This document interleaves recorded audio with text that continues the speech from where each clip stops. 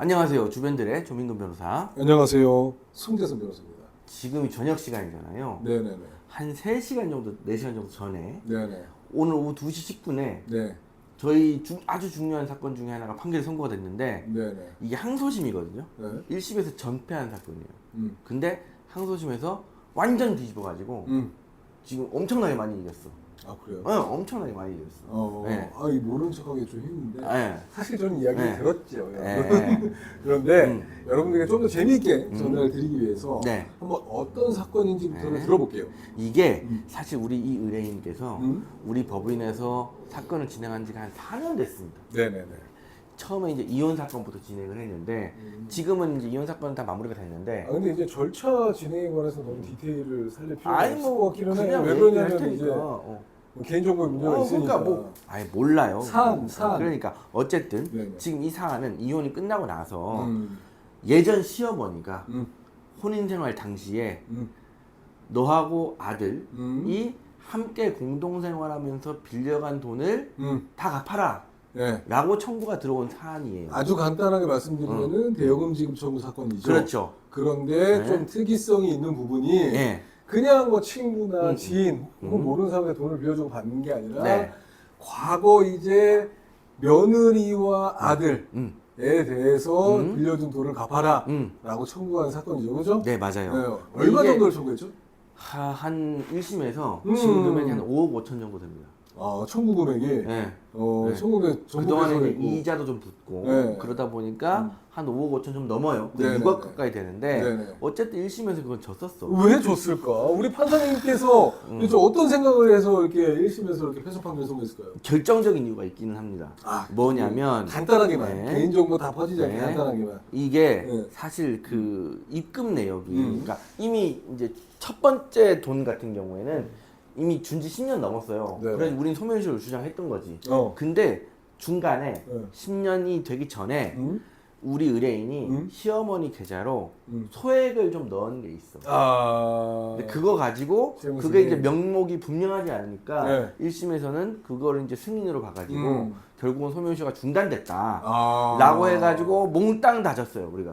여러분들께서 네. 소멸시효 중단이라고 하면 좀 헷갈릴 수 있을 그쵸? 것 같아요. 네. 중단은 음. 잠깐 중간에 정지하는 게 아니라 이제 딱 끊고 그때부터 다시 시작인 거예요. 새로 시작이에요, 새로 그렇기 시작. 때문에 일부 변제가 채무 승인이 된다고 한다면은 그때까지는 이제 기간이 진행하지 않은 걸로 해서 그렇죠. 그때부터 초일 네. 처음이다. 네. 그래서 다시 진행하기 때문에 네. 채무 승인이 이루어지면은 소멸시효가 되고 뒤로 이제 미뤄져가지고 그렇죠. 청구했을 때 다시 받아낼 수 있는 상황을 그렇죠. 초래할 수가 있죠. 그렇죠. 그렇습니다. 근데 항소심에서 이게 사실 그 계좌에 뭐 때문에 지급한 돈일까? 그렇지. 이게 그 계좌 내용만 가지고 불분명했는데 네. 은행 가가지고 상세 내역을 뽑았어요. 어. 원래는 없었다가 어. 적요해 보니까 어. 이게 변제하고는 차원이 전혀 다른 상관이 얘기네. 예. 실제로 아. 액수 자체도 되게 큰 돈을 빌려줬는데 소액을 네, 소액이 들어갔고 뜨문뜨문 들어갔고 일관성이 하나도 없어. 이거 채무 변제라고 볼 수가 없어. 그런데 어쨌든 1심에서는 채무 변제 말고 다른 명목을 찾을 수가 없다. 그렇지. 라고 해가지고 패소했는데 네. 항소심에서는 명목이 그러니까 물론 오늘 지금 선고가 됐기 때문에 판결문을 못 봤습니다. 그렇지. 법원 판결문. 근데 추측해 보면 이건 결국은 채무 변제가 아니라 그냥 이제 시어머니와 며느리 사이에서 왔다 갔다 한 돈에 불과하다. 네네. 라고 볼 만한 근거가 있었어요. 그렇죠. 실제로. 저 경우에 예를 들어서 그렇죠. 사실 뭐 이렇게 정확하게 말씀드리기 어렵지만은 네. 뭐 용돈 그렇죠. 이렇게 기재되어 있다라고 네. 하고 한다면 대여금에 그렇죠. 대한 채무 승인이 아닐 거고요. 그렇죠. 그렇기 때문에 적용에 있어서 분명하게 대여금 변제가 아니라 다른 명목의 그렇죠. 기재 내용이 있었다는 거죠. 이 적요를 내가 입을 다 얘기하면 네. 이게 어쨌든 그럴 답변이 필요는 수 있기 없어요. 때문에 안 돼, 안 돼. 말씀하신 것처럼 용돈 이래가지고 채무 변제하고 아무 상관없는 이미 또 우리 영업 비밀이 일부 새어 나갔어. 그렇죠. 이럴 때는 세부 사항을 이제 발부받아가지고 적용을 봐라라는 건 이제 여러분들께서 팁을 얻었을 거야. 근데 네. 이제 중요한 게 뭐냐면 항소심 재판부가 네. 엄청 조정을 강하게 좀 푸시를 했습니다. 어. 실제로 조정 기일도 열었는데 어. 워낙 관계가 안 좋기 때문에 음. 조정도 안 됐고 그럼에도 불구하고 항소심에서 화해금 결정을 내렸는데 음. 이게 예를 들어서 5억 얼마였거든요. 근데 한 절반 까가지고 한 반가이 해가지고 절반 주고받고 끝내라. 그래서 우리는 그랬죠. 심각하게 맞아. 그냥 받을까? 음. 라고 생각했습니다. 네. 그런데 그런데 상대방에서 네. 우리가 이제 주고 나면 음. 사실 우리 전 남편한테도 구상할 수가 있거든요. 음. 근데 그 구상권을 우리가 명시적으로 포기하지 않았다. 그렇지. 일부 채무에 대해서는 남편과 함께 지는 연대 채무 그렇죠. 형태였기 때문에 그죠? 그렇기 때문에 그 이후로 받아들일 수 없다. 마지막 날에 이의를 신청했어요. 예. 그런데 아니 나 화가 나네. 그래가지고 우리도 이의 신청을 했지. 그렇지. 그러면 이제 이의 신청 사유서를 막 적었는데 그 동안의 스토리가 엄청 복잡하고 아, 그럴 수 참 우리 진짜 이거 그 얘기하려면 야 수년 동안 진행한 거 그랬는데 결국 그래서 네. 상대방은 한 뭐 2억 몇천, 3억 가까운 돈을 받고 종결시킬 수 있었는데 이 신청을 스스로 발로 찬 거야. 먼저 해버린 거지. 그래가지고 우리가 물론 따지고 보면 상대방이 이해 안 했더라도 우리도 고민하고 있었기 때문에 우리는 근데 하나를 할 수도 있었지. 우리는 근데 그런데 안 하기로 했어요. 상대방이 이의 신청을 했기 때문에 우리는 고민의 여지 없이 이의 신청을 해버린 거예요. 우리는 내부적으로 그냥 이의 신청하지 말자라고 결정을 했어. 그런데 상대방이 신청을 한 거야. 그러니까 너도 이의 신청한 거죠. 네. 그래서 결국은 오늘 대폭 꺾여가지고 판결 선고됐는데 문제는 이게 또 중요한 게 뭐냐? 당초에 하야공 결정이 확정됐다면 우리가 남편한테 구상금 청구할 권한이 없습니다. 사실. 네. 왜냐면 반반 갚은 거기 때문에. 그래서 또 근데 화해 공고 결정에 그쵸. 구상금 여부에 대한 내용이 기재될 리가 사실 만무하죠. 그러니까 그렇게 디테일하지 않으니까. 그렇죠. 근데 근데 이거 받고 그냥 퉁쳐라고 되기 그런 취지야. 구속권의 근거가 없게 될 가능성이 없죠. 오늘 판결이 선고되면서 채무 2개 중에 하나는 날라가 버렸어요. 그러다 보니까 시효 완성으로. 두 번째 채무 전액에 대해서 우리가 책임져라 네. 라고 한 거고 실제로 우리는 가처분을 이미 당했어. 네. 그러다 보니까 이 두 번째 채무만 살아있는데 우리 이걸 다 갚은 거잖아요. 그러니까. 남편한테 바로 구상금 갑니다.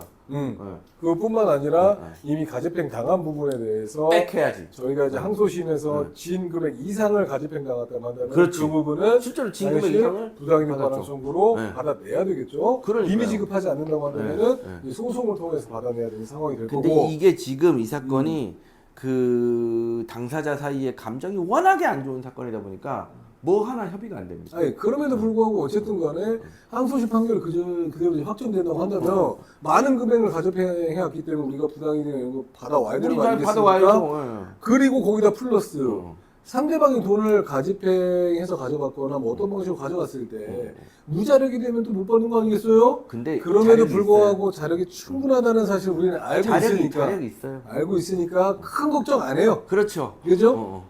그러면은 우리가 가집행당한 금액 상당 금액을 받아올 거고요.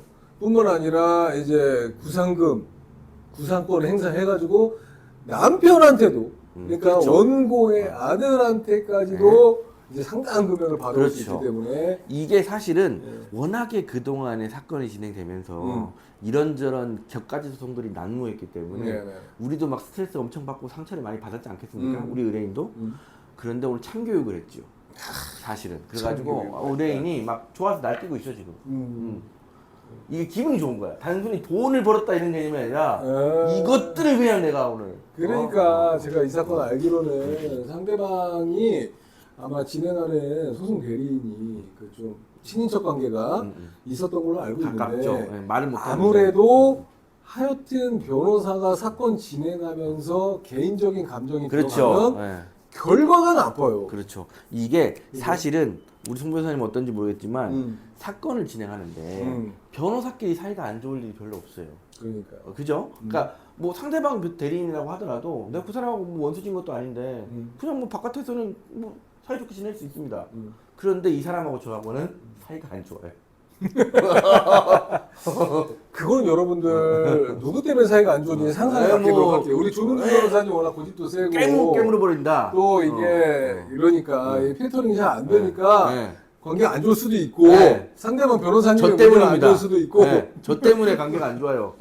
근데 상대방은 맞습니다. 나는 친척 관계가 없어 우리 의뢰인하고. 어쨌든 우리가 지금 항소심에서 대부분 승소를 하고 쾌거를 이룩한 거. 쾌거를 이건 좀 쾌거야. 왜냐면 여러분들께 말씀드리면서 뭐 여러 가지 팁이 있겠죠. 한 두 가지 정도 말씀드리면 첫 번째로 일단은 이 금원을 대여금 청구나 이런 금원 지급 청구 사건에서 금원의 이제 이체 명목이 어떤 거냐? 그렇죠. 라는 게 이제 딱 나와 있는 게 중요해요. 없다고 한다면 네. 뭐 통장에 딱 찍혀 있으면 그렇죠. 좋겠지만 그런 게 없다고 한다면은 한번 상세 대역을 발부받아서 그 적요를 그렇죠. 확인하면 될 수 있다. 그렇죠. 라는 걸 말씀드리고 네. 두 번째는 나는 기분이 너무 좋아서 생각이 안 나. 당황하지 마. 빨리 두 번째 얘기해 당황하지 생각해서 않았어. 당황하지 않고 네. 두 번째는 뭐예요? 두 번째는 이제 상대방 대리인을 이빨로 꽉 깨문다 뭐 이런 게 중요하죠. 사건 진행할 때 너무 감정적으로 대응하다 보면 그렇죠. 다 자의적으로 해석하고 사건이 산으로 갈 수 있기 때문에 조금 한 발짝 물러나서 아니, 이게 객관성 있게 사실은- 사건을 바라보고 진행해야 된다. 사실은 드립니다.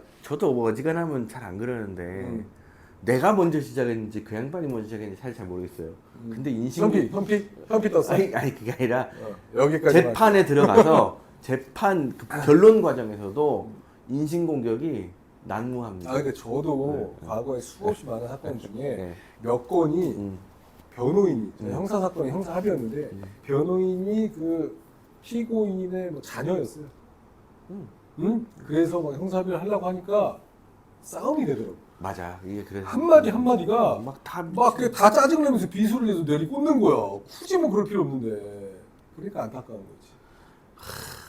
오늘 그래서 우리 네. 우리 상담 변호사가 사이가 안 좋지만 그 상대방 변호인께서 그분의 의뢰인한테 맞을 수도 있겠다. 그냥 화해공 결정을 받았으면 적당히 하고 끝낼 수 있었을 텐데. 그러니까요. 이런 생각이 들더라고요. 좀 안타까운 면이 있죠. 그죠? 그 과거에 이제 크게 이긴 사건들 같은 경우에는 참 이제 변호인이나 소송 대리인이 굉장히 크게 웃을 수 있는데 네. 이런 사건의 상대방은 조금 많이 닦이겠죠. 가끔씩 이제 1년에 한두 개씩 기분이 아주 좋은 승소 사례가 있고 네네. 그 다음에 진짜 땅이 아닌데 나는 한 몇십 건씩 있는데. 아니 그게 지금 조 이게 변호사는 4년을 또 끌어온 4년을 4년을 끌어왔어요. 4년. 알겠습니다. 진짜 여러분들에게 이게- 계속 촬영하면 한도 끝도 없으니까 그러니까요. 조 변호사가 이제 과거에 했던 이제 수천 건의 사건들을 계속 들어야 되니까 네. 오늘 촬영 여기까지만 하고 네. 여러분들께서도 이런 상황에 있으면 좀 너무 감정적으로 대응하지 말고 네. 좀 객관성을 유지하고 네. 그죠? 증거 수집에 있어서도 네. 좀 창의성을 발휘해라 네. 라고 말씀드리면서 네. 오늘 촬영 여기까지 하도록 하겠습니다. 구독과 좋아요 눌러주세요.